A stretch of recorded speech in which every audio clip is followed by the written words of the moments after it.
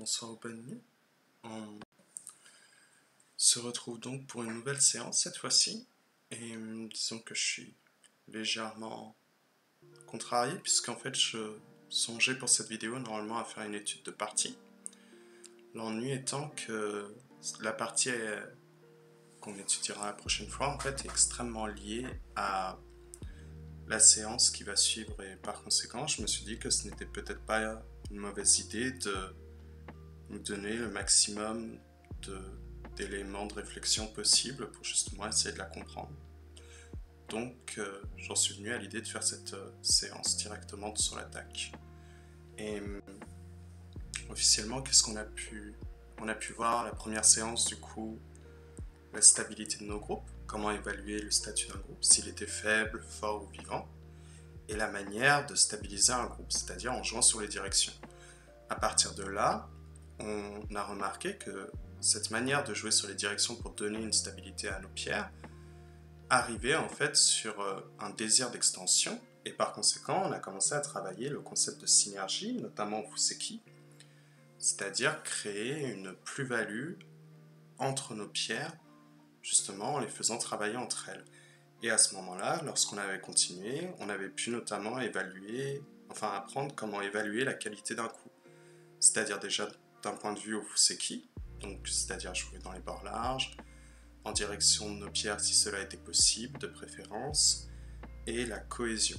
Et lorsqu'on a évalué cette idée de cohésion, on a appris que pour vérifier la qualité d'un coup, on se basait alors sur l'idée qui était le projet, ensuite la fonction, comment dans l'instant présent on donnait une action pour concrétiser le projet, et le suivi.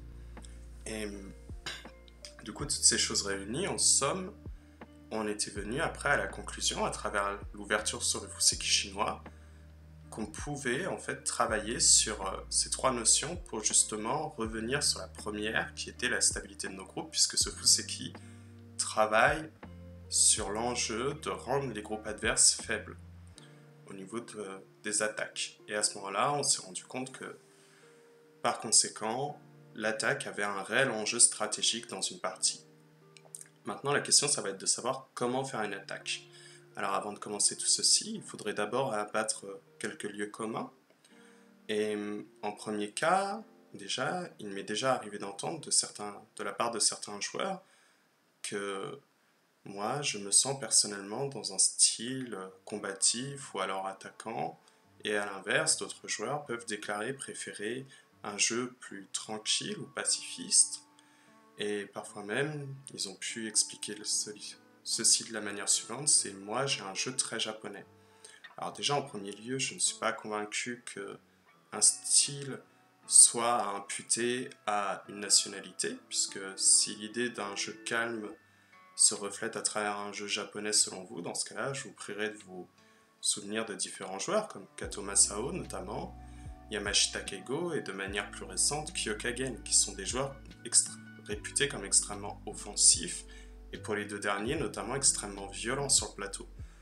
Donc, ceci étant fait, on revient en fait à cette idée d'attaque. L'attaque, en fait, n'est pas quelque chose à bouder, puisque justement, comme on a vu, elle était liée à notre condition initiale de jeu. Donc, si vous jouez avec un adversaire extrêmement dynamique, négligeant la stabilité de ses groupes, à ce moment-là, si vous ne faites que reculer par refus ou parce que vous boudez l'idée de faire une attaque, dans ce cas-là, vous allez finir par jouer dans vos propres frontières. Et l'enjeu au jeu de Go est d'obtenir le plus de territoire. Donc ce n'est pas en reculant dans vos propres territoires que vous en obtiendrez davantage. Au contraire, vous allez en réduire. Et par conséquent, je vais vous proposer de voir l'attaque non comme un style de jeu, mais comme un outil, tout simplement, comme vérifier le statut d'un groupe, toutes ces choses-là. Et de manière plus claire, on pourrait parler ici de sanctions. C'est-à-dire qu'une attaque n'a pas besoin d'être diffuse sur l'ensemble de la partie, mais peut simplement être épisodique et parfois extrêmement brève. Cela va dépendre en fait de comment vous orientez votre partie. Et aussi, il faut bien se souvenir d'une chose, si cela continue à vous créer des problèmes, lors d'une partie, vous n'êtes pas seul à jouer sur le plateau. Votre adversaire a le droit de jouer ce qu'il souhaite. Et il faut alors avoir une certaine adaptation face à son jeu. Et par conséquent, le seul contrôle que vous pouvez avoir, en revanche, lors d'une partie, c'est sur vous-même et les coups que vous allez donner. Donc, il faut avoir un certain lâcher-prise vis-à-vis de ce que vous pensez de manière subjective extrêmement, disons, comme étant extrêmement juste ou non, puisque ça reste de la subjectivité du ressenti. Donc, voilà. Maintenant, je vais vous donner les conditions d'une attaque. En premier lieu, l'attaque doit toujours être mesurée et légitime. C'est-à-dire qu'on ne va pas chercher à attaquer de manière directe un groupe qui est déjà fort. On attaque un groupe qui est faible, on attaque un groupe qui est stable vers le faible, et mesuré, puisque justement, si le groupe est extrêmement stable lorsque vous l'attaquez, il ne faudra pas songer à une violence à outrance, puisque justement, il faut respecter le statut des groupes adverses. Sinon, si vous orientez votre jeu sur une attaque extrêmement violente et de manière abusive quelque part, puisque vous ne respectez pas le statut du groupe de votre adversaire, si vous attaquez par exemple un groupe qui n'est pas aussi faible que ce qu'il est concrètement, c'est-à-dire au niveau des directions, et bien dans ce cas-là, toutes vos pierres vont travailler dans cet enjeu, et lorsque vous allez échouer à ce but, si jamais vous y échouez en tout cas, si jamais vous échouez, vous n'allez pas réussir à tuer l'adversaire, et déjà à ce moment-là, on note qu'on s'est trompé dans les règles du jeu. L'enjeu est d'avoir le plus de territoire, pas de tuer. Et admettons que vous avez réussi à tuer l'adversaire, c'est magnifique, mais si vous échouez, toutes vos pierres vont alors devenir extrêmement chaotiques, puisqu'elles n'ont travaillé que pour un but qui était le meurtre, et non pour autre chose qui est d'obtenir le plus de territoire. À ce moment-là, on dégage une idée, c'est que l'attaque doit toujours être dirigée vers un but. On doit obtenir un gain lorsqu'on donne une attaque. Si on n'obtient pas de gain, c'est une attaque qui est stérile. Bien, à présent, je vais vous proposer ce diagramme. Ici, on voit que noir a approché en 5 et blanc s'est stabilisé en 6. Et à ce moment-là, noir a effectué un tenuki pour jouer en 7. Bien, quel est le statut du groupe ici de noir en 5 ? Officiellement, il est stable. Il possède une direction, une capacité basse de vie sur le bord ouest, comme on peut le voir, et une direction vers le centre, ainsi qu'une direction au niveau du coin. Comme on avait pu dire, à cause du Sensan, le Shi est un cas particulier, donc il faut garder cela à l'esprit. Maintenant, je vous montre une suite qui pourrait vous sembler extrêmement familière, qui est la suivante. Ici, on voit que blanc a kické la pierre, et noir a donné un investissement en jouant en 3. Et à ce moment-là, blanc a joué en 4. Maintenant, qu'est-ce qui s'est passé ? Tout à l'heure, on avait un statut de groupe qui était stable de la part de noir. Maintenant, quel est le statut du groupe ? Ici, il est faible. Il n'a qu'une seule direction, et on imagine que si noir veut recouvrer une certaine stabilité, il envisagera par exemple un coup comme G6. Vous voyez, si par exemple j'envisage un coup comme G6, noir obtient une direction, dessous d'une intersection sans toucher pierre adverse, donc ici vers le bord est, et une autre direction, dessous d'une intersection sans toucher pierre adverse, vers le bord nord. Donc c'est bon, noir s'est stabilisé. Très bien. Maintenant, il faut voir comment blanc en fait a opéré le mouvement.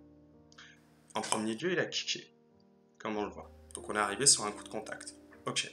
Ce qui a donné un renforcement, puisque la pierre de noir a joué un obi, ce qui fait que lorsque noir possédait ici 4 directions, maintenant il en possède à nouveau 1, 2, il en possède 5, donc il y a bien eu un renforcement de la position. Je vous prie de m'excuser, j'ai pas dormi depuis plus de 50 heures, donc je commence à être fatigué.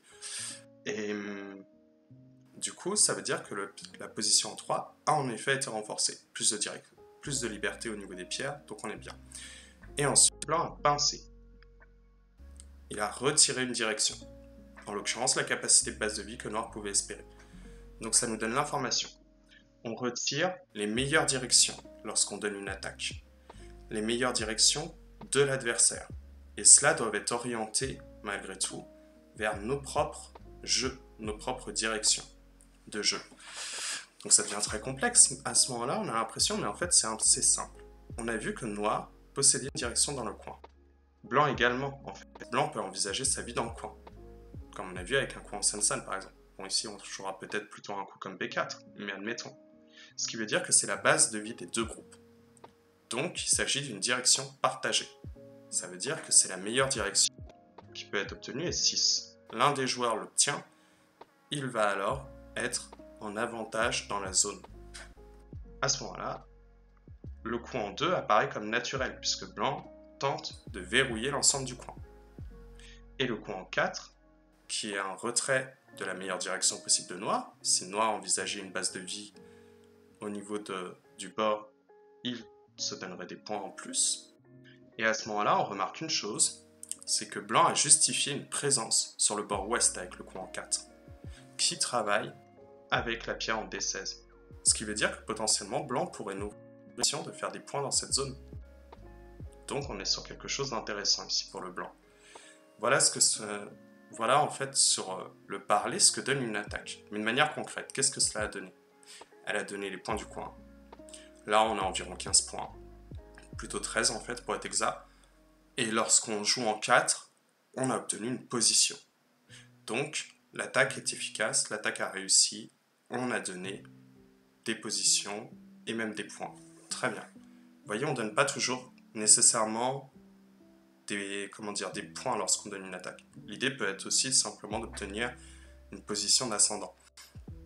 Et on remarque aussi autre chose, c'est que comme ceci est lié à la condition initiale de jeu, lorsque noir ajoute un coup, ce coup-là est, disons, neutre en termes de points. Donc ce qui veut dire que créer une attaque, donner une attaque, empêche l'adversaire de se développer. Donc il y a aussi cet enjeu-là qui est derrière. Maintenant, je vais vous montrer ceci. Donc à présent, ça doit vous sembler clair. Pour créer une attaque, il suffit de simplement retirer les directions. Et maintenant, si on imagine comment retirer les directions de la position A, on pourrait envisager l'ensemble de tous ces coups-là. Je vous prie de m'excuser. Et à ce moment-là, on observe que toutes ces directions sont des directions viables. Mais malgré tout, l'attaque est toujours mesurée. C'est-à-dire que si, par exemple, ici, on envisageait de jouer en M17, on voit que le statut de noir est toujours stable. Donc on ne pourra pas faire grand-chose. Et si on joue en 4, c'est toujours la même mélodie, et pour les autres directions aussi. Donc il va juste falloir en fait retirer la direction qui nous semble le plus profitable pour nos positions. Et souvent, il y a certains joueurs en fait qui arrivent au constat suivant, c'est-à-dire ne pas être contents de pouvoir attaquer de manière plus violente. Et jouent ces genres de coups. Très bien. Alors, quels sont ces coups? Le coup en triangle en P4 est un coup à l'épaule. On pourrait le voir aussi avec un coup à l'aisselle, ça reste la même chose. Et en F3, on est sur un coup de contact. Donc comme j'ai pu le dire, on n'est pas sur des coups d'attaque. Le coup à l'épaule va inciter à la réponse au contact, et pareil pour le tsuke. Ce qui veut dire qu'en fait, on va renforcer les positions adverses. Tout simplement parce que déjà, on va se donner des libertés et on va parfois obtenir des directions par les coups de contact. Mais la question est de savoir pourquoi certains joueurs trouvent que ces coups-là sont des coups d'attaque pour justement réussir à le démontrer. Donc on va regarder, imaginons que noir réponde au coup de blanc. Très bien. Est-ce que blanc a réussi une attaque? En fait, pas du tout. Noir est vivant dans le coin et possède un rayonnement extérieur. Le statut de blanc ici en l'occurrence est stable. Il possède une direction ou bien une capacité de base de vie comme vous voyez sur le bord est et une direction à partir du centre. Très bien. Donc en fait on n'a pas attaqué. On a aidé au renforcement. Maintenant, ici, on envisage que la réponse de noir par exemple peut être un obi. Est-ce qu'on arrive à attaquer? Toujours pas. On a juste renforcé la position adverse. Mais pourquoi certains joueurs parlent d'attaque dans ces contextes? Même si c'est une erreur, il faut se demander. En fait, parce que les coups de contact donnent une intensité dans le jeu. Tout simplement parce que si noir répondait à année, l'intensité est ici présente puisqu'on remarque qu'il y a une coupe potentielle, qu'il y a une faiblesse. Et si blanc joue dedans, soudainement, cette intensité est vraiment mesurable puisqu'à chaque fois, vous voyez que les pierres n'ont plus que 2 libertés à chaque fois. Donc il y a un enjeu très fort à la capture. Et à ce moment-là, je peux vous proposer une séquence un peu naïve, comme ceci. Mais malgré tout, on observe qu'on n'a pas attaqué.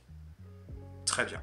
Donc en conclusion, les coups de contact aident au renforcement des groupes et peuvent parfois ouvrir à des faiblesses de coupe. Très bien, on a cette information-là.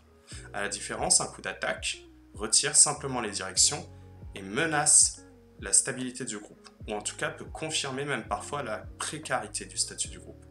Ok, si vous voulez un peu une idée d'analogie, on pourrait le voir de la manière suivante, c'est-à-dire que imaginez que l'attaque sera en fait un duel entre deux épéistes.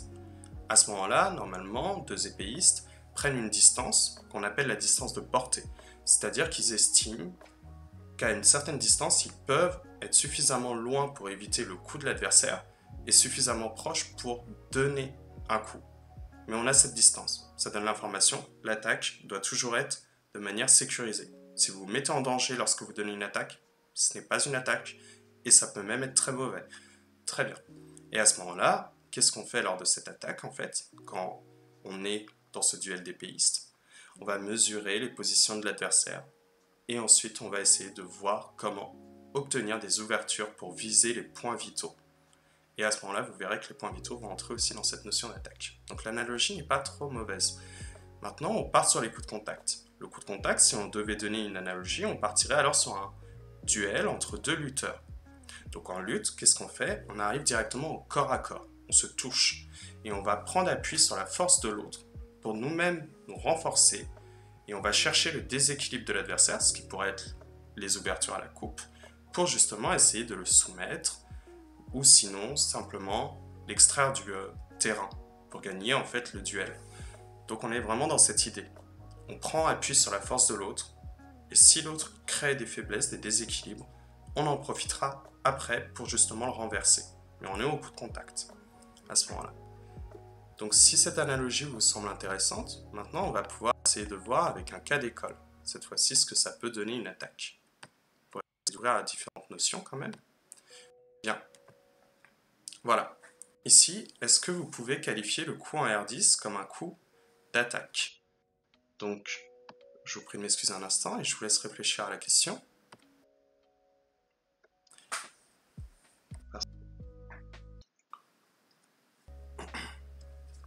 Alors, je vous prie de m'excuser, j'ai légèrement triché parce que j'avais complètement oublié de prendre mon café.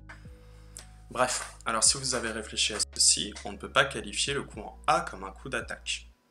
Tout simplement, la raison étant parce que blanc a une capacité de base de vie en jouant R7 ou alors en jouant à R8. D'accord. Malgré tout, le coup peut être qualifié. Et on voit également qu'il y a la direction ici au centre. Je vous prie de m'excuser. Parce qu'on a deux directions, donc on est stable. Maintenant, est-ce que le coup peut être qualifié comme une erreur? En fait, non. Pourquoi? On joue sur un bord large, ok. On joue en direction de nos pierres, ok. Est-ce qu'il y a une cohésion, une cohérence? Oui. On prend l'extension de notre Shimari. Et on pourrait imaginer que prochainement, Noir serait content d'opérer un mouvement pour avoir l'extension de son Shimari vers le centre pour donner une capacité de mouvement. Très bien. Donc on n'est pas sur de l'erreur, mais ce n'est pas un coup d'attaque. Maintenant, on va continuer le cas d'école avec Blanc qui décide de prendre simplement sa base de vie. À présent, il y a un enjeu similaire au diagramme précédent, c'est-à-dire que si Blanc obtient le coup en S3, il vit localement, et Noir, en fait, ambitionné avec son coup en Q3 de pouvoir trouver une vie dans le coin. Donc Noir va simplement extraire cette direction, il le fait au coup de contact, donc un coup de renforcement. On n'est pas encore sur de l'attaque. Blanc répond, et maintenant on voit que Blanc a deux moyens d'accéder au centre, sachant qu'il possède la base de vie. Donc Noir en fait va jouer ici. À présent maintenant, Blanc n'a plus qu'un seul moyen d'aller au centre, plus la base de vie, puisque justement s'il jouait ici, il entrerait en coup de contact. Très bien. Blanc va alors stabiliser son groupe, vous voyez, il se redonne à nouveau des directions possibles. Et Noir va alors jouer ici. C'est un coup de justification en fait, le coup en 4, puisqu'il a justifié, comme vous voyez, l'extension vers le centre du Shimari de Noir. Donc on a en fait été sur de l'attaque. Et ça nous donne cette information. C'est-à-dire que l'attaque nécessite une préparation. Le coup en R10 n'était pas une attaque, mais comme on s'est préparé, on a obtenu un bon résultat ici, en l'occurrence. Ce qui veut dire qu'on prépare une attaque parce qu'on envisage en fait le global. En fait, on part sur une position locale, puisque lorsqu'on attaque, on retire simplement les directions, mais celle-ci doit être dirigée. Et par conséquent, il faut préparer le global pour avoir un bon résultat. Si Noir n'avait pas joué R10, admettons, on extrait la pierre, ça va sembler extrêmement douteux, mais admettons si j'extrais cette pierre-là. Le coup en P10 deviendrait alors complètement étrange. On ne sait pas à quoi il aurait servi et n'attaque plus. Donc, on est dans cette idée, une attaque, ça se prépare, ça ne se lance pas de manière désordonnée. Très bien. Et maintenant, je vais vous montrer en fait la suite de ce cas d'école. Donc, je reprends le contrôle un instant. Blanc peut venir ici pour menacer la faiblesse en P3. Depuis que Blanc s'est renforcé, cette faiblesse est concrète. Imaginez que noir répond ailleurs. On arrive sur une suite, je vous prie de m'excuser, de Joseki assez banale, qui est celle-ci. Noir a un problème de vue dans le coin. Et les pierres ici sont extrêmement affaiblies, comme vous pouvez le constater. Et ils vont probablement être capturés puisque blanc possède une bonne stabilité aux alentours. Ok, donc noir va en fait simplement répondre à sa faiblesse de cette façon et ensuite sortir au niveau de manière à masquer la faiblesse en P3 et les éventuelles venues plus tard en IEC de blanc. Maintenant, on remarque une chose. Si blanc ne rajoute pas un coup ici, il va se retrouver avec une seule base de vie, donc il va passer à un groupe faible. Donc blanc va éviter ce rendu, il va se redonner des directions. À ce moment-là, noir va sortir, justifier sa sortie, puisque maintenant, en plus, on voit que l'effet est assez intéressant, en plus de ça, et double, puisqu'on menace la stabilité prochaine du statut de blanc. Et blanc, en fait, répond ici. Bien. Comme vous voyez, en fait, l'attaque nourrit, en fait, des positions. C'est-à-dire que là, maintenant, noir pourrait envisager l'attaque en A ou en B. Mais ce n'est pas intéressant de la continuer. Donc il faut savoir quand on la stopper, et comme vous voyez, on récupère l'initiative toujours quand on donne une attaque. Si on se retrouve goté, c'est qu'on est allé beaucoup trop loin dans ce qu'on voulait faire. Mais maintenant, ce qui est intéressant, c'est que déjà avant cela, on voyait que depuis qu'on était en 4ème ligne, on pouvait projeter de la part de noir d'avoir des positions intéressantes au sud. Grâce à cette aile de Shimari vers le centre, on a envisagé très sérieusement un coup comme K17. Donc, voilà ce que ça nous donne. L'attaque va nous donner des directions et va aider à prendre la partie limpide pour notre jeu. Plus une attaque est correctement dirigée, plus les directions à prendre nous semblent évidentes, comme on le voit.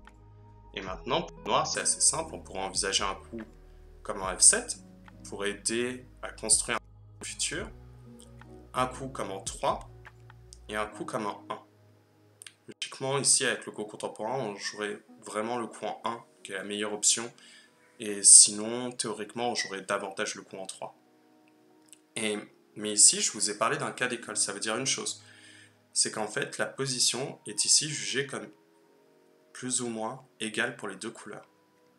Or, j'ai du mal à croire que vous envisageriez assez facilement l'idée de vous dire que blanc est bien dans la partie ici.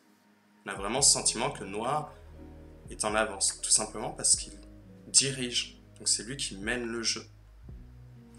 Et en plus, comme vous voyez ici, on va avoir des capacités un jour de renouveler l'attaque en jouant A ou en jouant B. Ce qui veut dire en fait qu'une attaque déjà doit se stopper, mais surtout et avant tout, lorsqu'on donne une attaque, si vous donnez la vie à votre adversaire, dans ce cas-là, votre attaque est mauvaise. Une attaque ne doit pas changer le statut du groupe de l'adversaire. Il doit rester stable, voire faible. Mais s'il devient trop rapidement vivant ou fort, dans ce cas-là, vous avez raté l'attaque parce que vous n'avez plus ces suivis et vous n'avez plus ces directions faciles à donner. Donc il faut vraiment mesurer quand stopper une attaque. Elle ne peut pas tout le temps être présente au cours de la partie. Par contre, elle peut être le sujet constant de la partie. C'est-à-dire qu'on travaillera à chaque fois pour remenacer de redonner une attaque. Et on ne va pas forcément aller à outrance. Bien ici, on va passer sur un exemple de partie 4Q. Donc, on va regarder un peu. Admettons, noir joue Chimari ici, il aurait pu jouer l'approche sur le 3, il n'y a pas de problème. Et noir essaie de pincer. Ce qui veut dire que maintenant la position à R5 de blanc est faible. Il n'a qu'une seule direction. En soi, on peut envisager le tenuki, puisqu'il ne s'agit que d'une pierre. Mais si on raisonne en termes de position, peut-être que stratégiquement, abandonner la pierre en R5 serait une erreur. C'est à vous, lors de vos parties, d'évaluer si cela est correct ou non. Et blanc choisit de donner sa stabilité en Ukentobi. Noir répond ici, pour stabiliser son groupe en R3, puisqu'il n'avait plus suffisamment de direction. À présent, il a une base de vie et une direction, comme vous le voyez, vers le sud. C'est bon, il est stable. Et il le fait ici en Tobi pour menacer la faiblesse en P5, une faiblesse de coupe, et blanc alors va protéger. Et noir va répondre ce coup, et je vais vous demander ce que vous pensez en fait du coup en M3. Donc on se souvient, pour évaluer la qualité d'un coup, on observe le projet, l'idée, on observe la fonction, comment on donne naissance à notre idée dans l'instant présent, l'effet qui est donné, et on observe le suivi. Si l'adversaire ne répond pas, qu'est-ce qu'on fait? Alors l'idée ici, ben, il va sur le bord sud. Donc peut-être que c'est de investir le bord sud, on pourrait dire. Ok. Et ce serait quoi la fonction? Ben, la fonction le fait en renforçant la position ici. D'accord. Et le suivi, ce serait quoi? Ben, probablement un coup comme R3. Mais dans ce cas-là, on se rend compte d'une chose, c'est que si le suivi c'est le coup en R3, bah dans ce cas-là, c'était beaucoup plus intéressant de jouer directement à R3. Parce que on pourrait Tenuki juste après, ou on pourrait jouer un meilleur coup comme un énième Toby, et probablement qu'on pourra envisager différentes choses. Donc, ça veut dire que ce coup-là est douteux. On peut, là comme ça, peut-être que sans lecture, on ne peut pas démontrer que le coup est mauvais, mais on sait au moins qu'il est douteux dans l'idée. D'accord. Mais pourquoi Noir n'a pas voulu jouer simplement la réponse au coup forçant de Blanc? Ben, probablement que ce qui devait inquiéter le Noir, c'était l'idée que Blanc en fait pouvait avoir sa stabilité assez facilement, de cette façon. Et peut-être que ça dérangeait l'idée que Noir, en fait, de Noir, parce que justement la pierre en Q8, ici n'a plus d'effet, elle ne pince plus. Et en plus, envisager un développement ici va être compliqué tant qu'on n'a pas résolu le coup de Blanc à S8. Et c'est pas très grave en soi. Réussir à faire en sorte que notre adversaire, en début de partie, cherche à survivre plutôt qu'à vivre et à se développer, c'est pas si catastrophique que ça en soi. Donc, Noir ici boude quelque chose qui n'est pas nécessaire. Et il aurait pu simplement se contenter de répondre de cette façon. Mais on comprend l'idée. Noir ne veut pas laisser une capacité facile de Blanc à vivre dans la zone. Ok. Dans ce cas-là, on peut jouer directement ici alors. Là maintenant, Blanc est concrètement sous pression. On voit qu'il possède néanmoins deux directions, donc il peut envisager un Tenuki et essayer de contre-attaquer en pinçant A la pierre en Q8. Ou alors, ajouter un nouveau coup de stabilisation en B par exemple, pour essayer de travailler avec la pierre en C4 et ne plus jamais avoir de pression. Donc en fait, il y a tous ces enjeux. Mais il y a autre chose. Si vous avez une bonne lecture, normalement, il y a un Tetsuji en fait qu'à connaître pour montrer en fait que ce coup est une erreur. C'est juste ici. L'idée est simple. Si Noir en fait essaie de séparer les groupes, dans ce cas-là, Blanc peut simplement pousser. Comme vous voyez, on a une séquence en coup forçant, et Blanc finit par capturer les pierres de coupe, en plus de se donner la vie au niveau du coin. Le groupe de Noir, à présent, est faible. On pourrait dire, à la limite, si on est ambitieux, comme vous voyez, on a une direction ici, une capacité de baisse de vie. Donc, on va dire que c'est à peu près ok, mais le coup devient urgent. Tout simplement parce que si Blanc obtient un coup comme K3 ou L3, dans ce cas-là, Noir est déjà faible. Ce qui est horrible parce que c'était la position dominante de Noir, et c'est Noir qui espérait attaquer. Donc cela veut dire une chose, c'est qu'en fait, à partir de ce coup-là, Noir en fait doit accepter l'enjeu et donner la vie au Blanc dans le coin. Et ça fait qu'en fait, tout à l'heure, Blanc était plus ou moins vivant avec le coin S8, mais derrière, maintenant, il obtient le coin de Noir, et il est vivant sans SG. Donc clairement, le coup en N3 était bien une erreur. On a pu le démontrer à partir de la lecture et aussi également démontrer qu'il était douteux dans les mots. Maintenant, Blanc joue ce coup-là, je vais vous demander de savoir qu'est-ce que vous pensez de ce coup. Oui, parce que justement, en fait, normalement, la séance 3, vous jouez tous ensemble contre moi, et comme ça nous donne justement ces bases pour voir si vous arrivez à voir comment travailler, mais comme je peux pas le faire en vidéo, dans ce cas-là, je vous propose de le faire de cette façon-là, pour vérifier les acquis, on va dire. Ici, quel est le coup? Quelle est l'idée? Bon, probablement empêcher que nous des zones dans cette position. Ok. Mais on revient en base du Fuseki. Est-ce qu'il joue sur un bord large? Absolument pas. Est-ce qu'il joue en direction de ses pierres? Absolument pas, parce qu'il est cerné par les noirs. Ok. Donc déjà, le coup, il ne respecte même pas les deux premières bases simples du Fuseki. On n'est pas dans du bien, là, en premier lieu. Mais admettons. Mais comme on a dit déjà, on n'a pas l'idée. Enfin, on a l'idée, excusez-moi, je vous prie de m'excuser. Mais maintenant, on va essayer de chercher la fonction. Comment est-ce qu'il donne, à l'instant présent, forme à son coup? Est-ce qu'il menace la stabilité de la pierre en Q8? Pas du tout. On peut prendre une base de vie et on a toujours la direction ici, comme vous le voyez, vers le centre. Ok. ce qui menace la stabilité du Shimari? Absolument pas, c'est un groupe vivant. Bon, ça veut dire qu'il n'y a pas de suivi en plus, il n'y a pas de fonction. Donc c'est un coup qui est mauvais par définition. Très bien.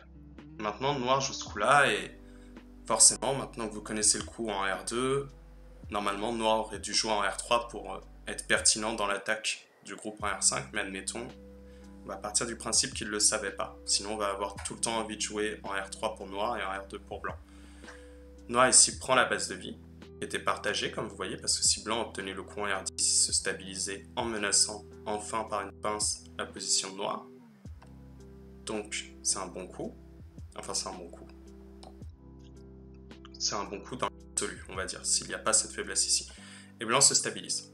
Et maintenant, le coup de noir doit vous sembler assez naturel, c'est-à-dire simplement sortir, d'une manière ou d'une autre.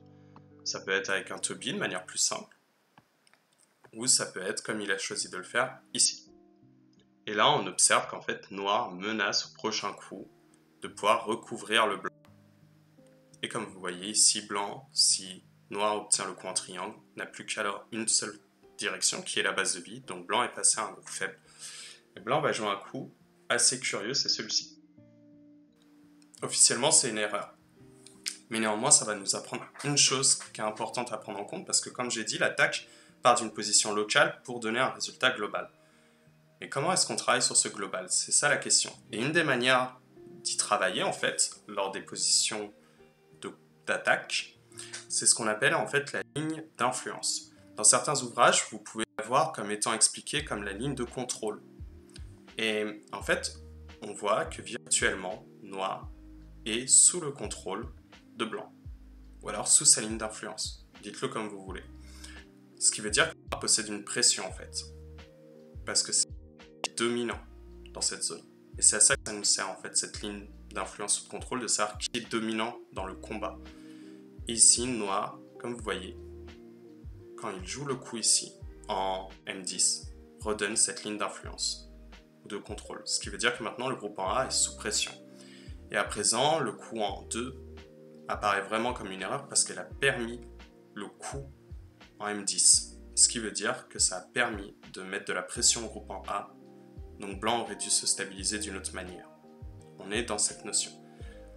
Donc maintenant, tout ceci pris en compte, normalement, il y a quelque chose qui doit intervenir, c'est-à-dire que une attaque ne peut pas toujours être aussi linéaire et directe. Parfois, il y a des positions qui sont compliquées à évaluer, et alors c'est là que va intervenir ce qu'on appelle les coups de déformation. Et les coups de déformation, en fait, c'est très lié à ce qu'on appelle en fait les points vitaux. Les points vitaux, normalement, dans un Tsumego, si vous voyez ça, c'est simplement jouer le coup qui va empêcher que l'adversaire passe à 2 yeux. Et bien un point vital en partie, c'est un peu la même fonction. C'est-à-dire qu'on va empêcher que l'adversaire nourrisse le projet d'avoir 2 yeux facilement. Et ça va en fait ouvrir lorsqu'on les joue à des coups de déformation comme des angles vides ou ouvrir à des coupes également. Et à ce moment-là, essayer d'énumérer tous ces points vitaux pour chacune des formes va être un enjeu extrêmement fastidieux et pour cette raison, je vais vous proposer de mémoriser simplement ceci, plutôt que de le faire à chaque forme. Et en plus, ce sera impossible de toute façon d'énumérer toutes les formes qui peuvent exister au Go, puisque chaque partie est différente. Enfin, toutes les formes, tous les groupes. Ici, on va arriver en fait sur plusieurs formes qu'on peut qualifier de complètes, pour l'exercice en tout cas qui va suivre. Essayez de les mémoriser, maintenant je vous montre ceci. Qu'est-ce que j'ai fait ou changé entre ces deux positions? Bien, c'est assez simple. On constate en fait que à chaque position qu'on appelait complète, on a mis une pierre, on a soustrait une pierre noire pour y intégrer une pierre blanche à la place. Et soudainement, on arrive sur ce qu'on appelle en fait des formes incomplètes. Les points vitaux, ce sont ça. C'est priver la capacité de l'adversaire d'obtenir une forme dite complète. Donc vous pouvez retenir simplement ces formes-là. Les autres formes en soi sont à retenir, mais pour d'autres situations. Mais en termes de points vitaux, c'est vraiment les formes principales à retenir ici. Et là, à ce moment-là, normalement, il y a quelque chose que vous allez me dire, c'est d'accord, on voit, ça empêche une cut de tigre, ça empêche ici un Kosumi. Ici, on est sur un retrait d'un hané à tête de 3 pierres. On peut compter aussi le hané à tête de 2 pierres, mais au-delà de ça, en fait, ce coup-là peut en fait avoir lieu quand on évalue juste le coup de la pierre blanche et de noir, si on soustrait les 2 pierres noires. C'est ce qu'on appelle notamment dans les positions de l'idée de clamper, en fait. Et bref, ceci, comment on va pouvoir points vitaux maintenant, soustraire la forme. Enfin, on va devoir en fait entrer dans le centre de la position, dans le cœur de la position adverse, pour jouer le point vitaux le plus intéressant. Mais malgré tout, il y a quelque chose qui doit vous tarauder, c'est-à-dire que là, avec le coup en G que je vous ai montré et le coup en C, vous allez me dire, on arrive sur des coups de contact. Donc on n'est pas sur des coups d'attaque finalement. Parce que sinon, le coup de contact, on a dit, ça a amené à quoi? Ben, ça a amené en fait à un renforcement des groupes. Oui, mais je vous ai aussi également dit que ça ouvrait à quoi? À des coupes, donc des faiblesses potentielles. Donc il va falloir être alerte sur ces choses-là, puisque c'est là que ça devient intéressant, c'est-à-dire comment est-ce qu'on différencie un coup forçant qui est mauvais d'un point vital qui peut être pertinent, pour justement envisager une attaque. Alors, on va revenir à cet exemple-là. C'est un truc que je vois très souvent, c'est-à-dire l'adversaire joue ce coup forçant et rejoue ce coup forçant. Si encore le coup en F5 peut avoir une utilité parce qu'en fait ça retire une bonne part de la J3, ce coup-là en revanche est très mauvais. Alors vous allez me dire, mais attendez, on retire pourtant la gueule de tigre. D'accord. Imaginez le Tenuki de blanc. Si noir pense quel est le statut du groupe de blanc? Il est faible. Bien, maintenant, est-ce que ces genres de coups ont entravé la stabilité de noir? Pas du tout, il avait 2 directions et il les possède toujours. Donc on n'a pas attaqué du tout, ça c'est une certitude. Mais pire, on a donné une forme, un mur intègre, sans défaut, ce qui veut dire que noir peut s'en servir pour appui, de façon à mettre la pression en position de blanc. Donc un coup forçant qui n'a pas d'intérêt, c'est un coup forçant qui donne simplement du renforcement à l'adversaire, qui ne crée pas de coup potentiel, qui derrière ne retire pas non plus de direction ou de capacité de jeu, et qui en plus nous ouvre à des faiblesses. Donc si votre adversaire a l'air d'être beaucoup plus fort dans ces genres de séquences, bah dans ce cas-là, il vaut mieux pas faire les coups forçants parce que c'est très mauvais. C'est un indice en tout cas pour savoir en fait est-ce que c'est vraiment un point vital qu'on joue ou est-ce qu'au contraire c'est vraiment un coup forçant et on n'est pas dans du bien dans ce cas-là. Bon, donc on a dit on va utiliser ces coups-là. Mais ça donne aussi une information, c'est qu'en fait, s'il faut une préparation de l'attaque pour donner des choses intéressantes au niveau du global, il faut également une préparation en fait parfois des points vitaux. Donc une préparation aussi dans le local. On se prépare globalement mais localement aussi quand on donne des attaques. Et c'est en ça que ça devient un peu perturbant parce qu'en fait il faut switcher entre plusieurs notions différentes pour réussir à faire des bonnes attaques. Ici je vous propose un exemple tiré du livre de Attack and Kill par Kato Masao. Et en fait, cet ouvrage regroupe différentes parties qu'il a jouées et il s'en sert pour notamment dire comment réussir à créer une attaque en fait sur un groupe. Donc ça veut dire comment rendre un groupe faible. Ici, selon lui, d'après son constat, noir est dans une position à peu près égale par rapport au blanc. Cependant, il y a un problème. Ici, noir aimerait bien pouvoir valider l'ensemble de cette zone. Cependant, si on tente de le faire, noir est beaucoup trop lent. Alors ici, il ne le démonte pas, mais je peux vous le montrer par exemple de cette façon. Imaginez que blanc fasse de même. Essayez de fermer cette zone. Et que maintenant, blanc par exemple joue un coup comme celui-ci. On peut même envisager d'autres coups pour aider davantage ce groupe-là. Mais imaginez cela déjà visuellement. On arrive sur un rendu où noir en fait est trop lent. En effet, il fait pas mal de points, mais s'il se contente de le prendre de manière non dynamique, le coup en D9, ben blanc en fait est beaucoup plus vif dans sa manière de prendre des points en or. C'est là que la partie deviendrait désavantageuse pour le noir. Donc la conclusion, c'est que là, jouer en D9 de manière passive ne suffit pas. Donc il va falloir le faire de manière dynamique, cette manière de verrouiller le bord ici à l'ouest. Donc comment? Eh bien en fait on va se baser sur les groupes stables. Ici en l'occurrence, il n'y a qu'un seul groupe qui est stable et potentiellement attaquable, c'est celui-ci. À partir de là, je vais vous proposer cette fois-ci non plus d'imaginer un seul coup, mais d'imaginer une séquence. Elle n'a pas besoin d'être très longue, par exemple une séquence de 5 coups est déjà suffisant. Par rapport à ces notions d'attaque et de points vitaux que je viens de vous montrer, pour donner un groupe potentiellement attaquable pertinent pour le noir. Et je vous laisse y réfléchir un instant.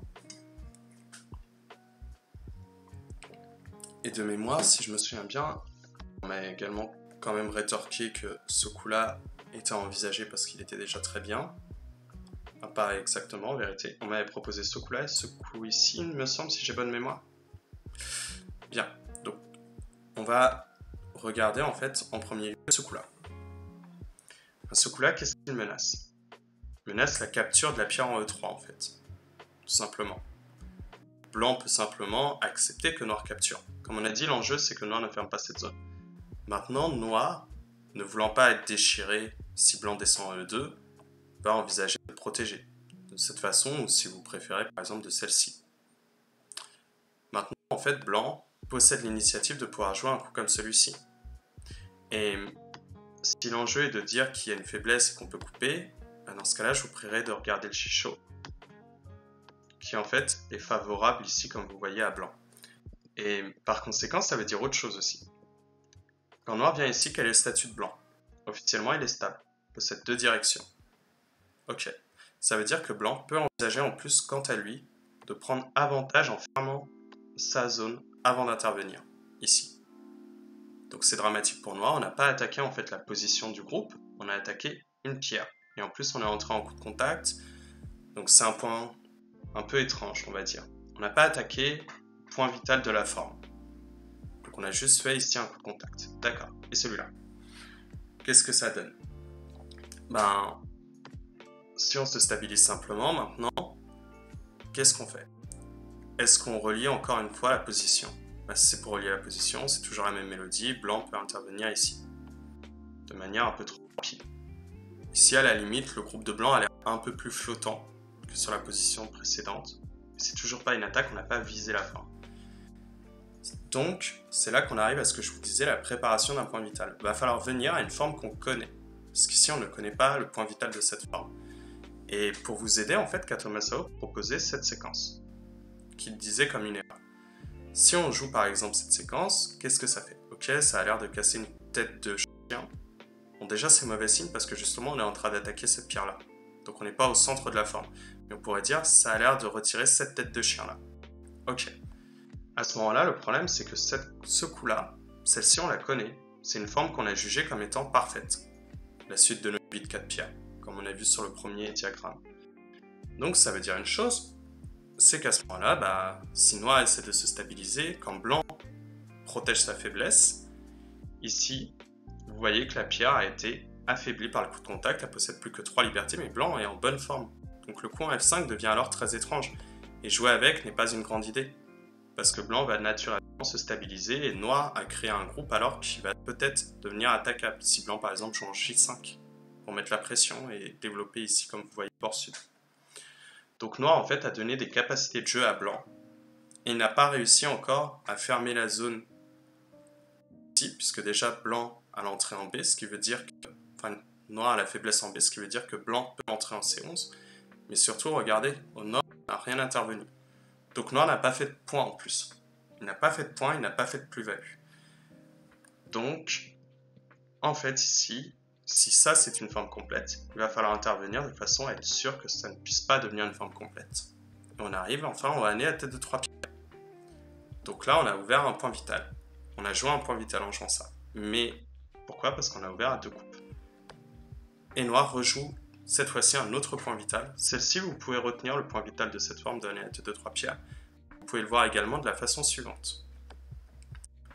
On vise le centre de la forme.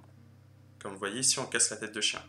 Et si l'idée est de dire oui, mais on casse la tête de chien ici aussi, c'est pas officiellement ça ressemble à ça, ça peut être vrai, mais en fait, faut pas oublier une chose, c'est pas cette pierre qui a un enjeu, c'est ce groupe qui a un enjeu.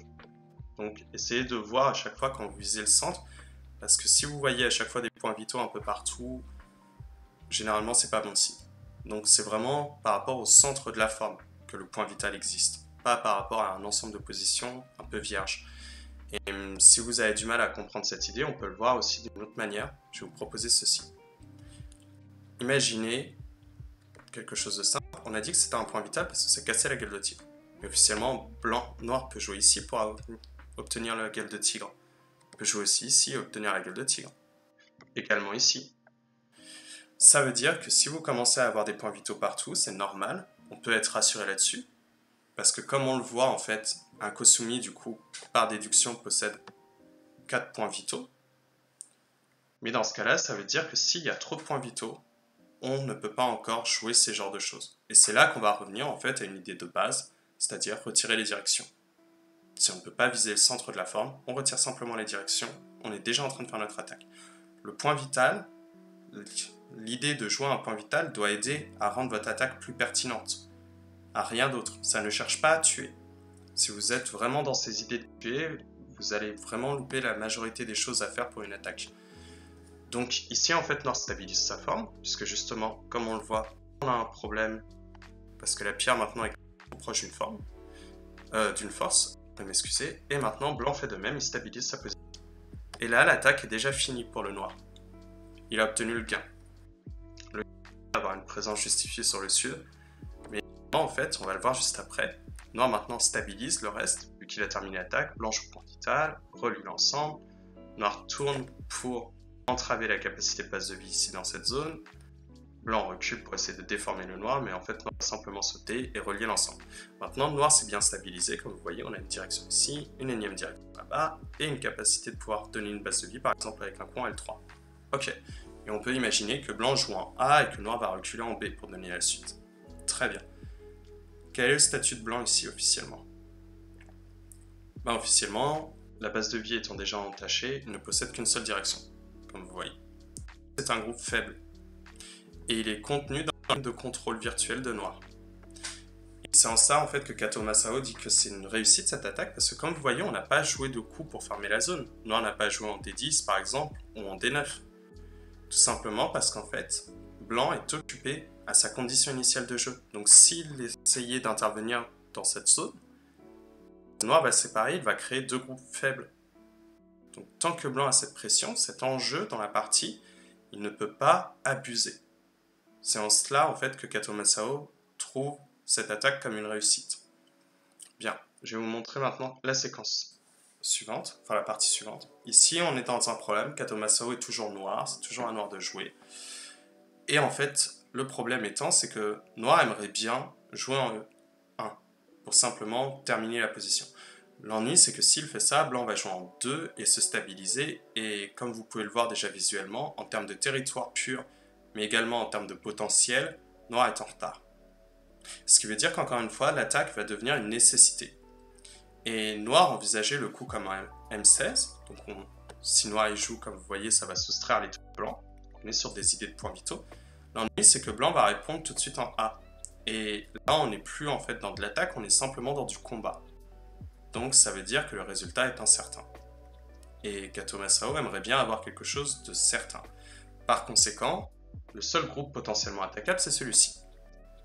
Et à ce moment-là, qu'est-ce qu'on peut faire? Alors, la première idée, je vous prie de m'excuser un instant. On va passer, ce sera plus simple.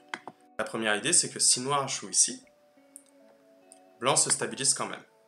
Donc on ne peut pas préparer l'attaque ici. Première chose. Ça veut dire que maintenant, si on est envisagé de donner l'attaque directement, en fait le combat est toujours incertain parce que lorsque Blanc joue là, on est dans une position de combat. Et si l'idée est que Noir puisse jouer ici, soudainement, qu'est-ce qu'on fait?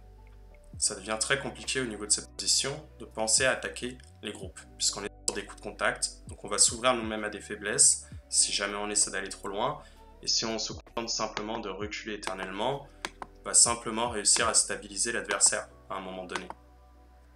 Donc, on ne peut pas donner l'attaque, on ne peut pas préparer l'attaque, ça veut dire qu'il faut trouver le point vital. Et si le point vital ne se trouve pas, ça veut dire qu'il faut le préparer. Mais en l'occurrence ici, je peux vous donner au moins cet indice, le point vital existe clairement.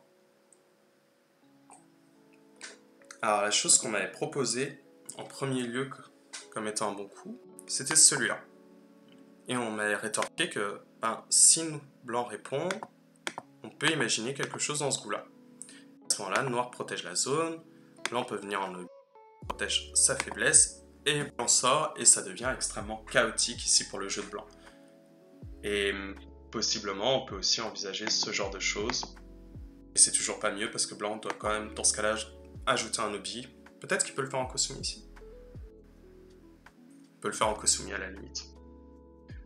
Bref, ici on n'est toujours pas dans... Comment dire? Ici on n'est toujours pas dans quelque chose de mauvais. Visuellement en tout cas. Pourquoi? Est-ce que blanc est vivant? Il possède un œil ici et une direction qui est compliquée à prendre vers le centre. Donc officiellement il est stable. On n'a pas changé le statut du groupe. C'est magnifique. On a même réussi à jouer P10 pour fermer la zone. Très bien. Donc on a réussi l'attaque. Maintenant je vais vous demander à vous, qu'est-ce que vous pensez exactement de cette séquence?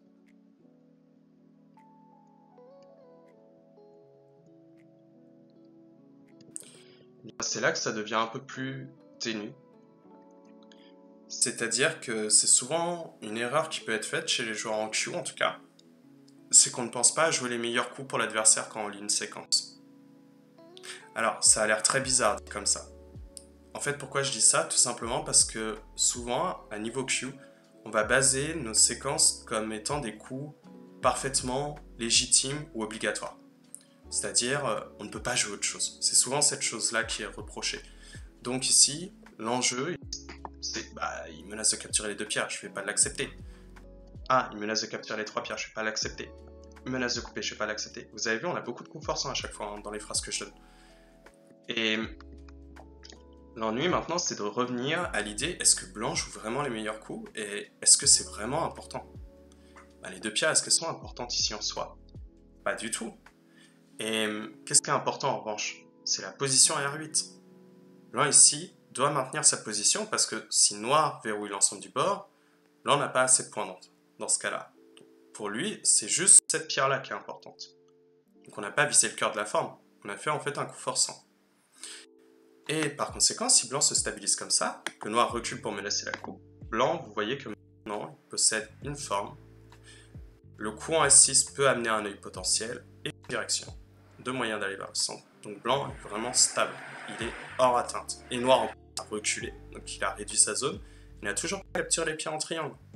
Donc on a échoué dans l'attaque et on n'a rien obtenu, puis on s'est fait réduire. Donc c'est catastrophique. Et à ce moment-là, on m'avait dit oui, mais non, c'est complètement idiot parce qu'en fait, noir peut jouer là. Et d'un coup, on relie toute la zone. Et le problème, c'est que si blanc joue là, année à tête de 2 pierres, on est sur un point vital. Noir a ouvert un point vital avec ce coup. Ça nous donne cette information, c'est que ce coup-là est un overplay. Mais admettons, ici blanc peut double-aner, et si noir essaie de capturer et d'être plus malin, ici il a une faiblesse, il répond à sa protection. Et s'il continue l'enjeu pour fermer tout le bord, vous voyez d'un coup que là, blanc a une ligne d'influence, une ligne de contrôle, qui contient une pierre très faible en A, et en plus, le mur de 2, qui est obtenu par la coupe, masque la faiblesse en 1. Et dans la mesure, vu la largeur du mur de blanc, on peut imaginer qu'au prochain coup qu'il rajoutera vers le centre, il sera déjà stable, avec 2 directions. Donc noir s'est trompé. Ici, il a fait un gros IEC, et pas d'avantage, en échange de donner tout un potentiel de jeu à son adversaire. Donc c'est catastrophe. Et ensuite, on m'avait dit, oui, mais noir, en fait, il va être beaucoup plus méchant, il va jouer là. Toujours la même mélodie. Si noir ne veut pas que blanc vive dans sa zone de points, lorsque blanc ensuite connecte, il peut alors tuer virtuellement la pierre de coupe. Et à ce moment-là, on remarque une chose, c'est que noir a obtenu des points dans cette zone, puisque les 2 pierres sont capturées, mais a détruit toute sa position qu'il avait ici, toute sa zone de points. Et sortir les pierres n'est pas vraiment une option intéressante, puisque justement, quel est le statut de ce groupe ici? Stable, potentiellement faible. Si blanc, par exemple, obtenait ne serait-ce qu'un coup vers S15, le groupe de noir est déjà faible. D'ailleurs, on peut même envisager, si vous avez un peu de lecture, qu'il est déjà faible, tout simplement parce que blanc peut retirer la direction en une fois. Donc c'est catastrophique aussi. Ce qui nous confirme une chose, c'est qu'en effet, on n'a vraiment pas joué un bon coup en jouant là, on a juste en fait ce qu'on appelle un coup forçant. Ok. Comme je vous ai dit, on joue au centre de la forme, pour justement jouer le point vital. Donc, voilà ce que propose Kato Masao. Vous voyez, on est au centre de la forme. L'idée est assez simple en fait, c'est toujours la même chose. Vous avez vu, on retire le Kosumi, on retire le Tobi. Ici, en jouant au centre de la forme à chaque fois. Et la différence ici, c'est qu'on menace la position en A. On ne menace pas la capture des 2 pierres. Parce qu'on est au centre de la forme. Vous vous avez vu, c'est un peu des notions de stratégie, pas tant des notions de points quand on attaque. On est un peu sur ces choses-là. Et blanc va maintenir la stratégie, puisque on a dit que si noir verrouillait l'ensemble du bord, il faisait trop de points. Noir monte, blanc donne la mauvaise forme à noir, et blanc doit se protéger. Quel est le statut de blanc? Officiellement, il possède un autre moyen d'aller vers le centre, ok. Est-ce qu'il possède une direction en plus? Celle-ci, c'est pas une direction, ça arrive sur un coup à l'aisselle, on va faire du contact. Donc ok, on n'a pas la direction qui est ici. Celle-ci, elle a l'air extrêmement douteuse à prendre, mais on pourrait l'admettre. Donc on est sur un groupe qui est potentiellement attaquable et qui tire vers le faible. Donc toujours pareil, Kato Masao est satisfait de son attaque. Parce que tant que blanc n'est pas stabilisé ici, il ne pourra pas intervenir en A. Parce que sinon il va se faire séparer, il va ignorer la condition de base de jeu. Donc on est vraiment sur ces notions à chaque fois.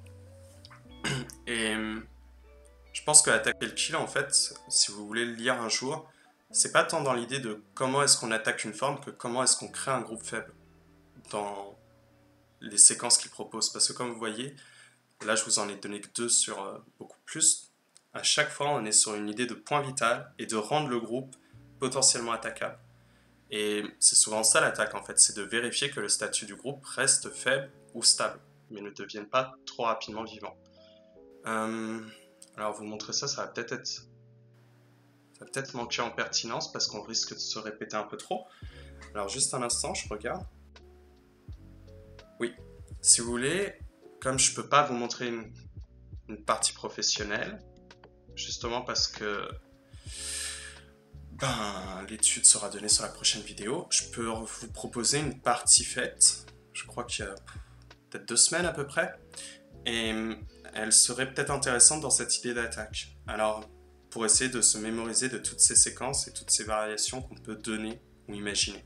Et ça va nous aider en plus à confirmer les bases qu'on a pu obtenir avec la séance 2. Et c'est pas une très très bonne partie, je vous montre même pas une partie que j'ai gagnée d'ailleurs, parce que j'ai fini par la perdre assez bêtement. Et mais je la trouve pour ce qui est à montrer assez intéressante, je crois. Donc si ça peut vous intéresser, là on va pas être dans de l'étude, on va pas être non plus dans de la narration, on va juste être dans du commentaire, je vais vous dire en fait comment je pensais le jeu et pourquoi j'ai orienté le jeu vers un jeu d'attaque. Bien, ici on est blanc et on est face avec un 2 d'âne qui prendra la place de noir. Donc, je sais pas exactement qui il est 2 d'âne, voilà. Il joue ici et blanc répond tout de suite là. Je vais pas vous expliquer pourquoi en fait c'est la réponse à donner dans le Fuseki. Mais comme je travaille pas mal là-dessus, vu qu'il y a beaucoup de contenu en ce moment sur internet par des joueurs professionnels, c'est vachement intéressant. Et ici, je joue la pince. L'enjeu en fait est assez simple, c'est-à-dire que si noir vient ici, blanc est intéressant, puisque maintenant on peut récupérer, on se stabilise, on peut récupérer l'initiative et jouer en C14. On peut même envisager le coup en P17 une première fois, mais c'est pas nécessaire. Et en fait ici ça donne une partie qui est légèrement bonne pour blanc. Donc c'était un peu l'impératif. Et probablement que c'était pas le coup idéal quand même parce que il aurait mieux valu que blanc accepte en fait de perdre l'initiative quand même, je crois. Et on pouvait simplement en fait récupérer la venue en C6. Ça dépend honnêtement. Bref, il y a ce coup là et noir ne joue pas ici. Noir joue ce coup là. Et c'est un coup que j'ai pensé pendant la partie qui était mauvais. Enfin, j'ai pensé en tout cas à une erreur. Pourquoi? Est-ce qu'il joue sur le bord le plus large? Absolument pas. Est-ce qu'il joue en direction de ses pierres? Oui. Est-ce qu'il y a une idée dans ce coup-là? L'idée dans ce coup-là, c'est de investir le bord qui n'est pas spécialement un bord large, puisque c'est un bord même petit. C'est le plus petit qu'il peut trouver. Ok. Est-ce qu'il y a une fonction? La fonction, c'est mettre la pression sur la pierre en H3 qui n'a plus qu'une seule direction. Ok. Quel est le suivi? En fait, le seul suivi qu'on peut voir, c'est un coup comme H2 pour se relier ou un H4. Bon, c'est pas grave. Blanc, dans ce cas-là, il est content si noir essaie de se relier. Le but de blanc, ici, c'était simplement de détruire la position de noir. Parce que noir est monté sur la 4ème ligne et blanc ne voulait pas que noir nourrisse trop de points. Mais s'il en arrive à jouer comme un coup en H4 ou en H2 pour essayer de se relier, blanc a déjà rempli sa fonction. Il a empêché que noir développe trop de points dans cette zone. Donc, le suivi est très faible et il y a des erreurs en termes de Fuseki. Donc ce coup-là, pour moi est une erreur, mais je ne sais pas encore le démontrer. Il y a aussi autre chose, c'est-à-dire que la forme ici n'est pas parfaite. Il y a des faiblesses au niveau de 3. Mais pour le démontrer, je ne sais pas le faire à ce moment-là de la partie. Donc, il va falloir savoir en fait quoi jouer. L'enjeu étant ici, j'avais pensé à ce coup-là, mais ça me plaisait pas parce que c'était plutôt creux. Et Noir allait peut-être changer la direction parce qu'il allait se rendre compte tout simplement que ici, la zone n'est pas intéressante. Donc j'ai préféré simplement jouer là. La raison étant, c'est que de toute façon, si Noir veut faire en sorte que ce board devienne intéressant, c'est-à-dire réparer l'erreur de son coup en K3, ça va être simple, il faut qu'il arrive à supprimer la pierre en H3. S'il n'arrive pas à la supprimer, le coup en K3 sera maintenu comme une erreur parce qu'il n'aura pas fait de points, pas assez de points dès le début de partie. Donc j'ai pas à m'inquiéter davantage de ça. Et je préfère me renforcer dans cette zone parce que je me doute qu'il va envisager à un moment donné un combat pour essayer de montrer que K3 était un bon coup. Donc c'est tout. Et à ce moment-là, je m'étais dit que si Noir joue ici ou là, on est sur une partie à peu près égale.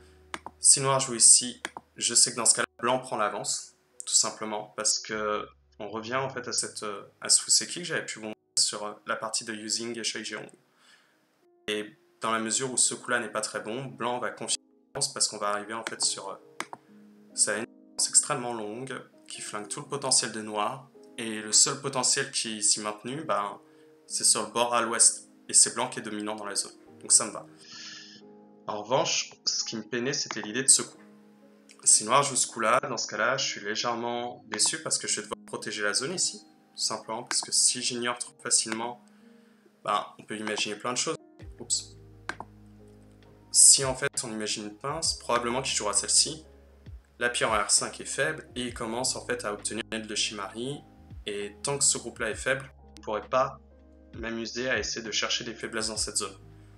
Donc ça veut dire qu'ici, Blanc va devoir stabiliser la forme. Et c'est là que ça ne me plaisait pas. Parce qu'en fait, si je joue ici, Noir ne va pas changer la direction, il va simplement répondre. Et si je réponds là, c'est beaucoup trop lent.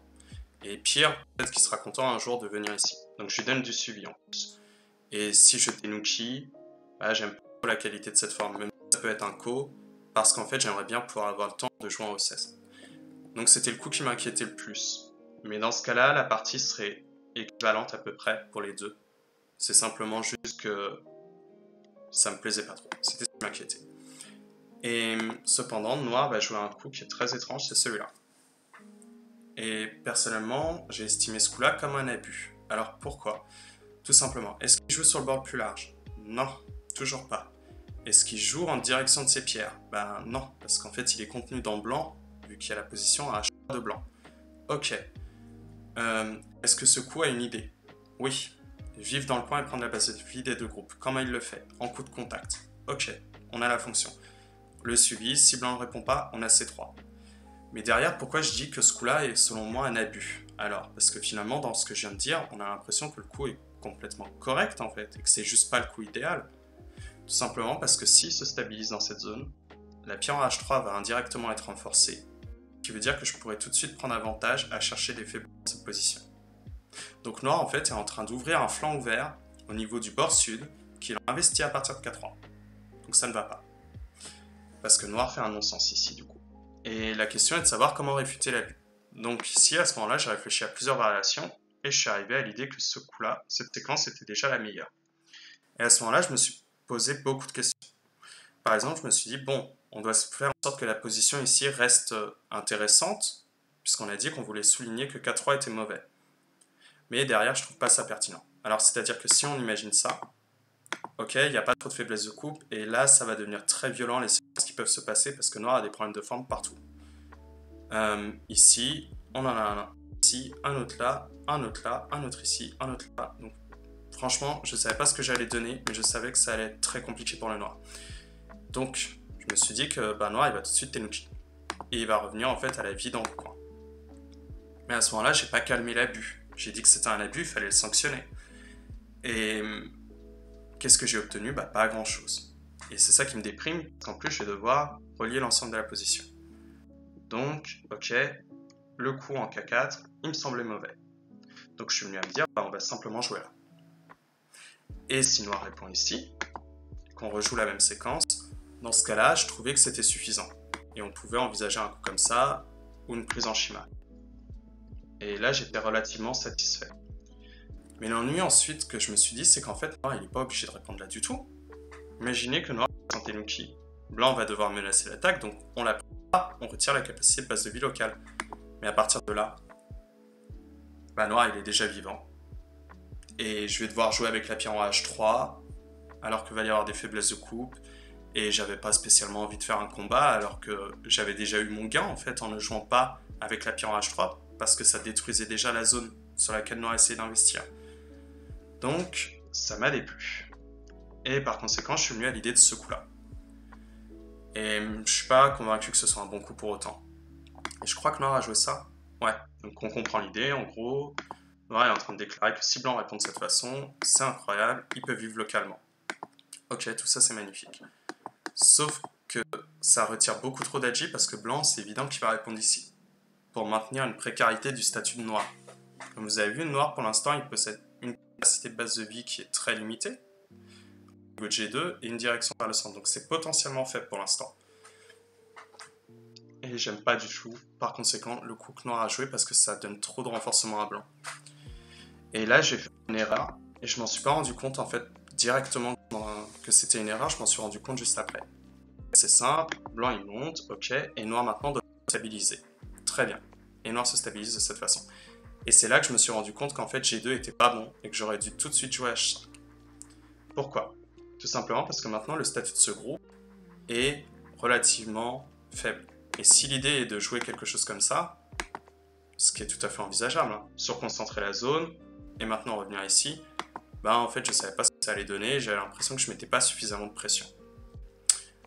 Et du coup, j'en suis venu à me poser la question. C'est-à-dire qu'il y a un gros problème en fait ici.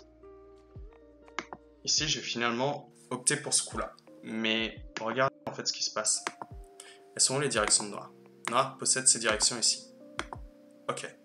Maintenant, si on observe les directions de Blanc. Blanc a une direction ici. Ok. Et Blanc a une direction ici. Ce qui veut dire qu'ici, il y a une direction qui est partagée pour les deux groupes. Et c'est pour ça que je pense que D8 était quand même pas bon de ma part. Parce que justement, en fait, tout simplement, regardez, c'est la direction partagée des deux groupes. Et comme je le répète assez souvent, normalement, le premier qui l'obtient, il est content. Comme la base de vie des deux groupes. Mais en gros, l'enjeu étant, c'est que je m'étais dit que si Noir jouait ça, au moins j'avais obtenu mon gain concret à l'attaque, c'est-à-dire retirer l'edge et avoir une position forte ici. Et ça allait être assez facile de pouvoir me stabiliser. Et en plus, j'allais pouvoir réenvisager l'attaque derrière du groupe de Noir. Donc ça me semblait correct. Et en fait, si Noir répond de cette façon, c'est la même mélodie, sauf que j'attaque un peu mieux. Donc ça m'allait. Et on est vraiment dans cette idée, vous voyez, d'essayer de voir comment calmer l'abus qui est arrivé à D3. C'est vraiment ce que j'essaie de démontrer dans cette partie. Noir joue ça, je pense que c'est du grid, il aurait mieux fait de simplement jouer en H7 pour stabiliser son groupe, parce que maintenant, vous voyez que contenu dans la ligne de contrôle de Blanc. Donc il est faible. Et c'est assez simple. Et là, je joue ici. Tout simplement parce que comme j'ai dit, j'ai déjà obtenu mon gain. Donc ce que je veux maintenant, c'est stabiliser mon dernier groupe. L'idée, si Noir maintenant se stabilise enfin, c'est magnifique, Blanc vit dans la zone des points de Noir. Vous voyez? Donc je suis très satisfait si on a ça, j'ai obtenu mon gain, et en plus, j'ai même plus de groupe faible. Sauf que Noir n'a pas voulu. Donc j'ai l'information que je peux avoir un œil ici et faire du Yosei en jouant K2. Et j'ai, tout comme vous voyez, une direction ici, une direction là-bas. Donc je suis stable, c'est ok. Et à ce moment-là, je préfère jouer ce coup-là. Pourquoi? Parce qu'en fait, il y a un léger problème de forme dans la position. Et si je devais juste jouer un Toby, ce qui est possible, ce genre de séquence, je savais pas quoi en penser. Je savais pas si c'était bon ou non. Et comme j'ai dit, j'ai déjà obtenu le gain. Donc je suis plus dans l'idée de vouloir continuer l'attaque, je suis juste dans l'idée de vouloir stabiliser mon groupe. Donc je le fais en frappant le point vital. Ici maintenant, je menace la coupe. Et Noir va répondre un truc qui est très étrange, c'est-à-dire qu'il va répondre ce coup-là. Je l'ai pas du tout compris. Et en gros, je pensais qu'il allait répondre ici. Donc l'idée, elle est simple. Si Blanc Tenuki, on arrive sur ça. Ok. Si Blanc essaie de capturer la pierre, il y a un problème ici de forme. Donc en fait, on peut venir ici et capturer les pierres de coupe et c'est dramatique pour le blanc. D'accord. Donc la conclusion, ben en fait, c'est qu'il doit protéger ici. Mais quand noir joue là, il commence déjà à protéger la zone et on doit revenir ici. Et en gros, ici, ça me semblait déjà satisfaisant pour le noir. Parce que plus tard, il va créer de l'edge ici, dans cette position, comme vous le voyez. Il y a des gros problèmes qui peuvent intervenir. Et ça répare indirectement le problème de coupe. Donc ça m'a l'air d'être sympa pour le noir. Mais noir a décidé de jouer là et j'étais plutôt content parce que maintenant j'ai plus d'edge. Il n'y a plus jamais de problème dans cette position. Et noir joue ici. Et je m'y attendais pas, je pensais qu'il allait jouer là. L'enjeu en fait ici, c'est-à-dire que quand je continue de stabiliser, il peut envisager un coup comme celui-ci. Et je dois protéger. Tout simplement parce que si je ne protège pas, il va déchirer ma forme et c'est horrible. Donc ici, il joue là. Et à la place de jouer ici, je joue ici. Mais à ce moment-là, en fait, si blanc joue en C4, le groupe de est à nouveau faible. Et si noir capture, il est vivant maintenant, mais il est goté surtout. Et c'est ça qui m'intéresse parce que maintenant, ça veut dire que je vais pouvoir travailler sur ce bord-là, qui est intéressant à développer, et je vais avoir l'initiative pour en coup. En R3, en P17, et ici, possiblement, si je prends un Shimari, que j'envisagerai le Shimari en C14. Donc, il a joué là, et à partir de là, en fait, ben, je sais que je peux profiter de l'attaque plus longtemps. Parce que le noir n'a pas de forme, il possède qu'une seule direction, et en fait, ça stabilise naturellement mon groupe. Donc on continue et je commence à construire. Toujours pareil, sauf qu'ici, c'est plus voyant. Si noir, en fait, essaie de stabiliser ici, déjà, il y a toujours un problème de coupe qui est émanant. Et blanc, en fait, se donne la vie beaucoup trop rapidement. Maintenant, un coup ici donne la vie, on a, comme on a vu, deux directions, et un coup pour faire un œil, je suis beaucoup trop stable. Et noir n'a pas très bien préparé encore ses problèmes, et s'il rajoute un coup pour être goté, donc ce coup-là m'a pas dérangé de le jouer, et il joue là, j'ai pas compris, et du coup on joue point vital. Alors certains, vous devez me dire qu'en fait, cette forme-là, je vous avais dit que c'était un point vital, mais aussi on pourrait le voir comme ça, c'est-à-dire on casse le bambou. Et vous avez vu en fait, là depuis tout à l'heure, on travaille sur les mêmes notions, c'est pas des notions différentes, on est sur l'idée en fait de cette ligne de contrôle, qui est ce qui est dans la ligne de contrôle. On est sur l'idée de frapper les points vitaux pour déformer et alourdir l'adversaire, et on retire les directions en essayant de prendre ce qui nous semble étant les meilleures directions. On est vraiment sur les mêmes notions, même à niveau d'âne en fait.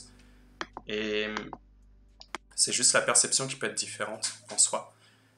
Et ici, du coup, ça me laisse la coupe, noir connect, mais blanc en fait a fait une plus-value. Ici, j'ai gagné 3 points en plus en fait. Et à ce moment-là, je peux recommencer l'attaque, il est à nouveau dans la ligne d'influence. Donc noir joue ce coup forçant. À ce moment-là, j'étais un peu dubitatif, je ne savais pas quoi penser, mais bon, pourquoi pas. Et il joue ici, et j'ai joué un coup vraiment nul. C'est celui-là. Honnêtement, je m'en suis rendu compte juste après l'avoir joué. En fait, je comprends l'idée, c'est que, ouais, ok, il y a un problème de forme ici, mais c'est plutôt nul parce que je ferme même pas la zone là. Donc voilà. C'était pas un bon coup de ma part. Et je vous prie d'excuser, je sais pas du tout ce qui s'est passé. Et quand je l'ai joué, j'étais incroyablement déçu. Alors, juste un instant. Alors. C'est supposé être un peu mieux. Je vous prie de m'excuser, apparemment j'ai dû faire un misclick. Bref, noir joue ce coup forçant. Et à ce moment-là, je suis plutôt content parce que à ce moment-là, noir ouvrira des faiblesses ici, donc noir ne développera pas ici. Mais bref, c'est pour ça que les coups forçants, c'est pas ouf. Bon, noir joue le Kosumi, on peut plus attaquer. Là, maintenant, blanc a juste à confirmer la stabilité. Et jouer ici, en fait, ça me semblait moyen sur l'instant parce que j'aimais pas l'idée que le noir puisse se stabiliser en essayant de créer une pression et peut-être valoriser le bord. Donc je l'ai fait en coup forçant. Comme il n'y a plus en coup de contact, comme il n'y a plus en fait d'enjeu maintenant d'attaquer, que blanc a obtenu le gain c'est l'ensemble de ses points, on peut arrêter l'attaque, on n'est pas obligé de la continuer. Et à ce moment-là, en fait, noir va répondre au coup de contact, blanc recule, on a cette venue. Je sais pas quoi penser de cette séquence, je pense que blanc ici a pas fait le meilleur, mais bon, admettons. Et noir vient là. Et à ce moment-là, en fait, il y a un problème.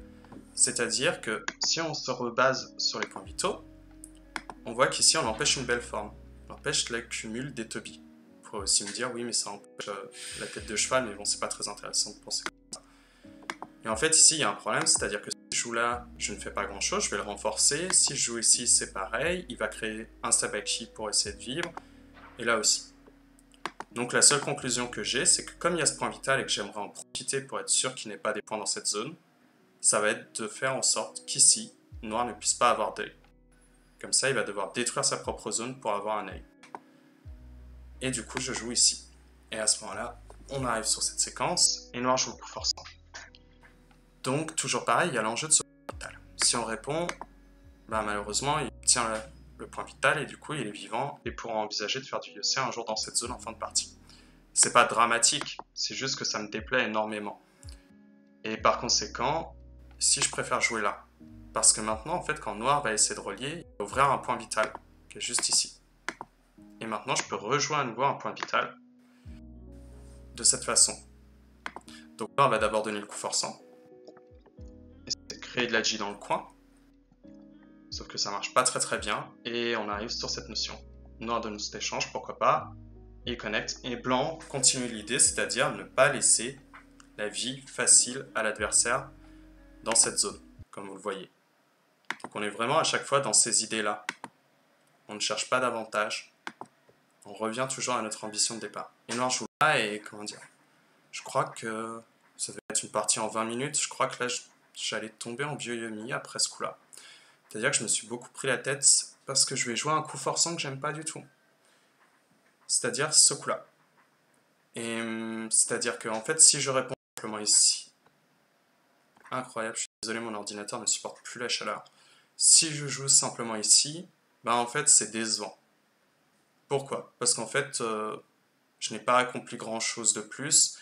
Et moi, comme j'ai dit, j'aimerais bien réussir à voir maintenant peut détruire cette zone. Parce que maintenant, s'il fait un œil, depuis que j'ai obtenu la destruction ici, je vais me renforcer là. Ce qui veut dire que ça va affaiblir la pierre en R16. Donc ça me va très bien. Et du coup, je veux réussir à aller dans l'objectif.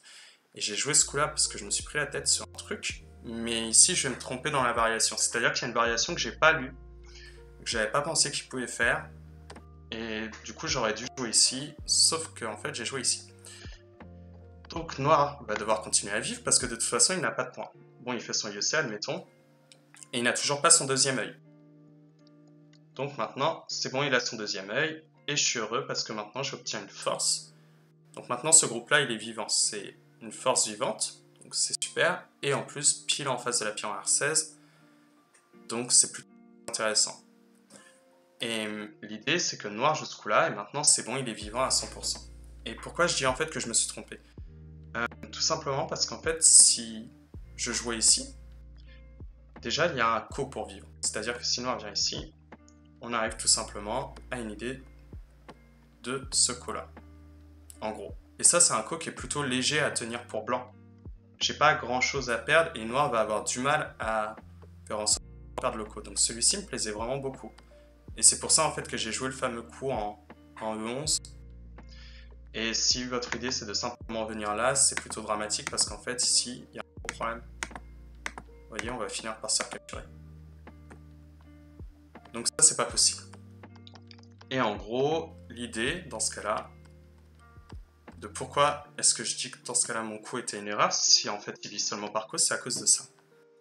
Si en fait je retire l'œil, qui vient ici, je viens ici, c'est magnifique, on voit qu'il n'y a pas de problème. C'est à ça en fait que le coup en E11 m'a servi, c'est-à-dire qu'il ne peut pas pousser pour couper. Donc en gros, c'était ce que j'avais lu quand j'ai joué E11, mais il y a autre chose que j'ai pas vu et je l'ai vu seulement après. C'est-à-dire qu'en fait, s'il répond là, mettons, hein, s'il répond là, je fais quoi? Est-ce que je joue ça? Ok, il capture, mais je dois empêcher l'œil. D'accord. Mais maintenant, s'il joue là, il peut menacer de vivre.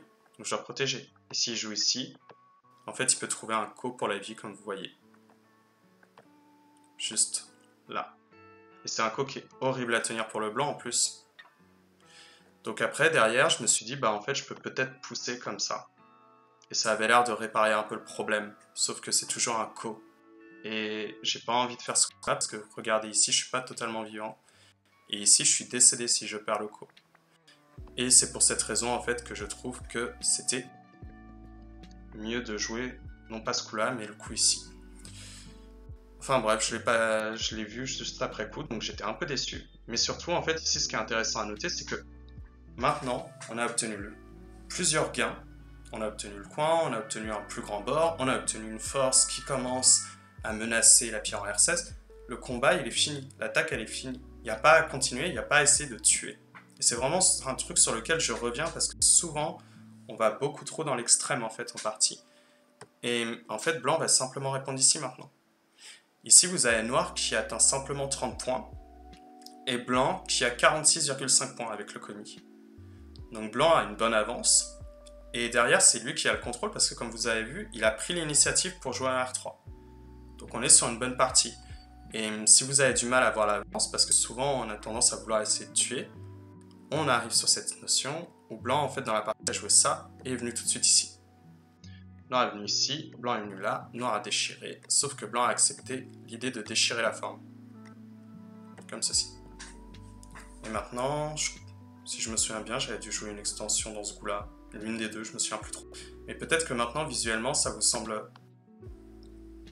Peut-être que j'avais joué l'autre. Franchement, je ne me souviens plus du tout. Et maintenant, peut-être que visuellement, vous voyez en fait ce qu'a obtenu l'attaque. Faut pas rester... Une attaque, c'est avant tout, elle doit être globale. On cherche des enjeux globaux, même si on part d'une position locale. Donc, voilà un peu à quoi ça peut ressembler. Et une partie où on essaie de faire de l'attaque. Et comme vous avez vu, on se base en fait sur les mêmes notions, qu'importe notre niveau. Et puis voilà. Et maintenant, en soi, avec déjà ces 3 séances, bah en fait, nous n'avons pas vraiment de différence de niveau. C'est-à-dire que virtuellement, si toutes ces choses vous ont semblé simples, ben, on a à peu près le même niveau. En fait, la seule différence qui est compliquée au jeu de Go, en soi, c'est pas tant toutes les notions à connaître, parce que comme vous avez vu, c'est à chaque fois des notions qui sont très simples dans les idées. Ce qui est compliqué au jeu de Go, c'est de réussir, en fait, à appliquer ces notions à chaque fois et à les comprendre de manière objective. Justement parce que ce qui nous rend le jeu compliqué, c'est notre subjectivité, notre capacité de lecture aussi quand même qui est à prendre en compte, et surtout une fois qu'on a appris ces choses-là, c'est-à-dire lier toutes ces notions. Donc en fait, c'est pas les notions individuelles qui sont difficiles à comprendre, mais c'est l'ensemble. Et comme vous avez vu, bah, même une partie comme ça peut malgré tout se décomposer assez facilement. Après, je le répète, c'est pas une très bonne partie, mais je crois que pour l'exercice, enfin pour la séance, c'était pas trop mal, à défaut de pouvoir vous montrer une partie pro. Donc voilà. Ben, si ça vous a plu dans ce cas-là, n'hésitez pas à me le dire dans les commentaires et je reverrai si je peux faire des choses du genre. Mais quant à moi, il ne me reste plus qu'à vous souhaiter une bonne nuit et je vous remercie d'avoir regardé. Bonsoir à vous.